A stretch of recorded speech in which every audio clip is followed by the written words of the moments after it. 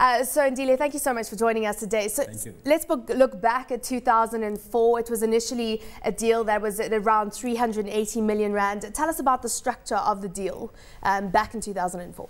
Basically, I mean, the way the deal was structured is, we had a number of components. We had broad-based groups. These are 35 groups representing almost 45,000 people from various parts of all provinces in the country. We have a staff component and we have convergence partners.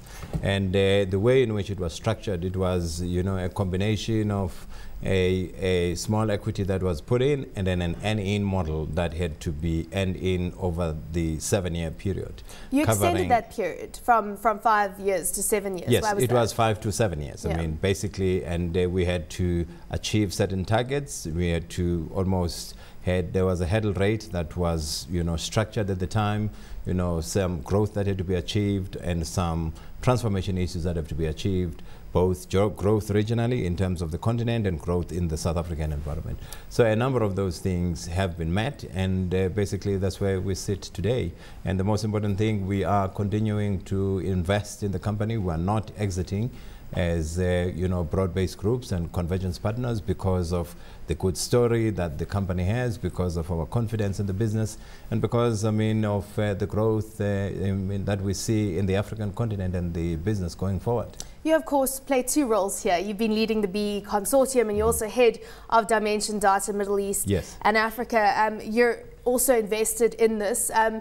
Why have all the BEE partners decided that it's a good idea to keep their money invested? Well, of course, staff, they did, there was liquidity event for staff, which is happening this week. And how much does that pay out?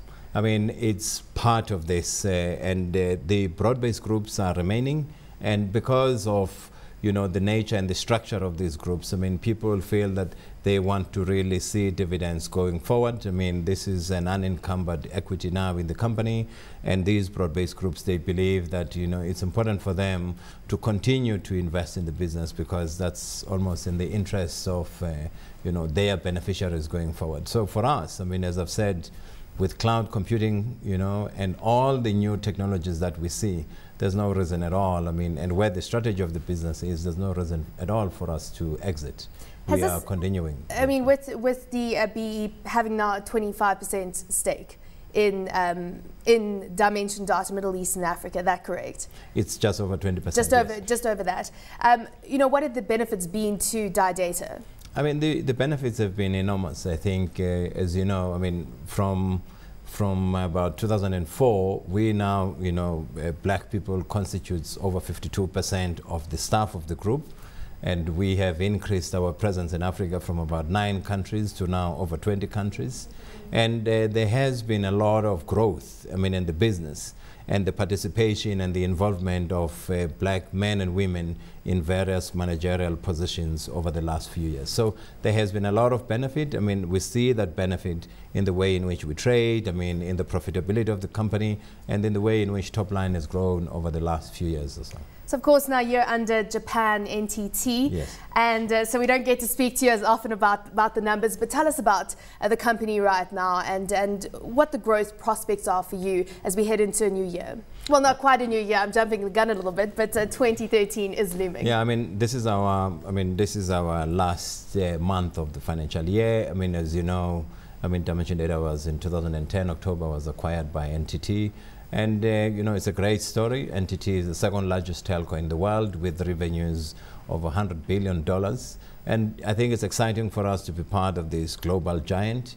And Dimension Data has grown globally to be in more than 50 countries with about 16,000 people working for us as a company. And therefore, it's a great story. And in our region, really, it's very exciting. Africa is a place to be. We see a lot of growth. What's your focus area right now when it comes to Middle East and Africa? But when it comes to actual products going forward? Cloud computing is one main area that we are looking at, and I think that's what is going to drive the business going forward. And what we call mobility, providing a whole range of new services and devices, and also focusing in cloud computing. That's what really is the biggest driver of the business going forward. Thank you so much for joining us today. Congratulations on the successful implementation of that deal. Andile Ngcaba from Dimension Data.